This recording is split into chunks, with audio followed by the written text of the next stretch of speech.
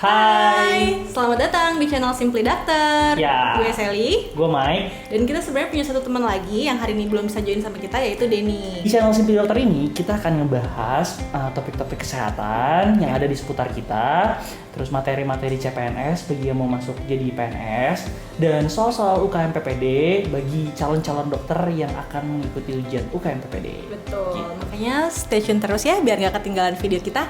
Betul. Oke, dan hari ini kita bakalan bahas apa nih, Mike? Nah, kita hari ini bakal bahas mengenai COVID, Cal. Oke, yang masih menjadi isu hangat nih ya sekarang. Betul. Ya. Kita juga sebenarnya udah ngumpulin nih beberapa pertanyaan yang kita temuin, baik itu dari pasien-pasien kita, dari teman-teman ya, Betul. dari keluarga yang kira-kira masih agak bingung nih yang permasalahan COVID ini gitu. Oke, pertanyaan pertama nih. Apakah semua tenaga medis wajib pakai hazmat?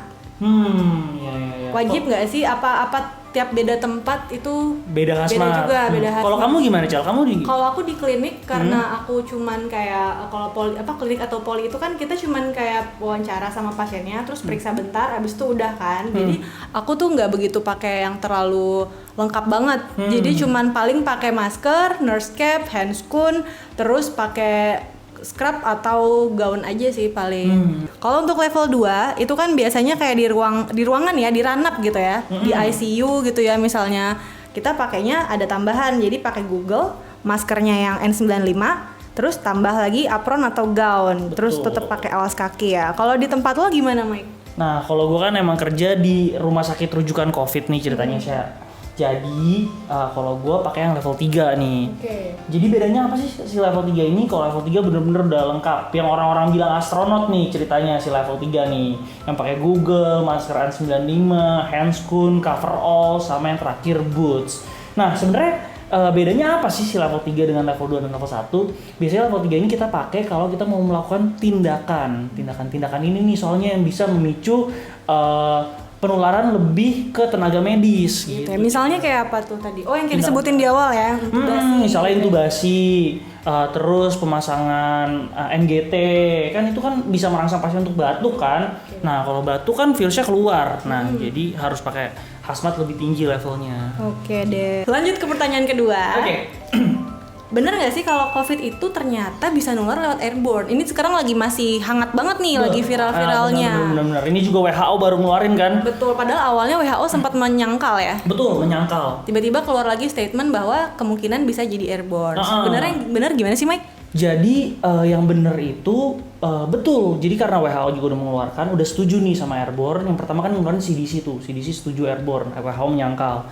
Nah, jadi sekarang udah airborne tapi tidak dalam semua keadaan.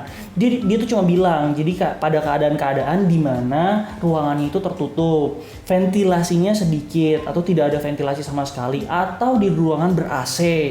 Nah, di mana di situ kita juga di situ dalam jangka waktu yang cukup lama, Cel. Oke. Gitu. Jadi kalau misalnya di situ bisa jadi airborne tuh, harus lebih hati-hati. Kita punya soal apa lagi nih, Mike? Next kita punya soal lagi nih. Kalau misalnya rapid test kita reaktif. Nah, reaktif ini artinya apa sih? Banyak nih yang nanya nih.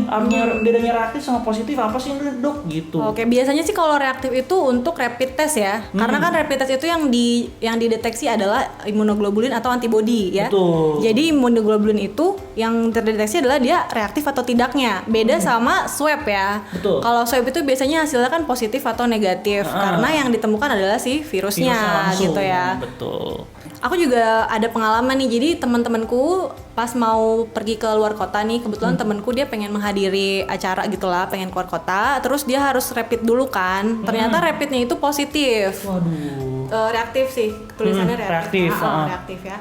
Jadi dia nanya dong ke aku gitu, harus ngapain sih nih gitu, harus ke swab atau enggak, atau harus gimana gitu kan. Sebenarnya protapnya itu sebaiknya sih lanjut ke swab ya, kalau hasilnya udah reaktif. Iya, betul. Jadi untuk make sure kamu tuh beneran kena COVID atau enggak. Oke, ngomong-ngomong soal hasil rapid test nih, mungkin gak sih kalau hasil kita itu reaktif, padahal kita nggak ada gejala gitu? Wah, mungkin banget, Cel. Bahkan banyak banget yang swabnya nih udah positif, itu nggak ada gejala juga. Oke, itu kok bisa ya? Nah, jadi memang itulah orang-orang tersebut yang kita namakan dengan OTG, orang tanpa gejala. Dan sebetulnya betul sih, memang kebanyakan OTG nih yang dirawat juga dan yang berkeliaran di sekitar kita ini banyakan OTG. Makanya dibilang lebih bahaya karena penularannya kita nggak tahu nih, ternyata dia kelihatan sehat-sehat, ternyata dia membawa-bawa virusnya. Tapi Cal, kalau OTG bisa nularin nggak ya?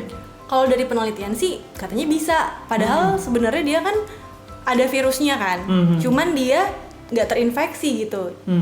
Sebenarnya gimana sih? Iya, agak bingung sih ya dengan makna dari infeksi ini, karena kalau misalnya infeksi seharusnya ada gejala dong. Iya. Tapi pasien ini nggak ada gejalanya. Jadi mungkin kita nggak usah ngomong infeksi atau enggak lah ya. Tapi yang jelas virusnya ada dan bisa menularkan gitu. Jadi harus stay safe deh. Walaupun orang yang nggak ada gejala, kita harus tetap jaga jarak berapa meter? Minimal 1 meter sih, tapi oke-nya 1,5 meter ke atas. Betul. Ya. Terus tetap pakai masker ya. Dan yang paling penting jangan panik. Tetap waspada tapi jangan panik. Jangan stres. Jangan stres juga.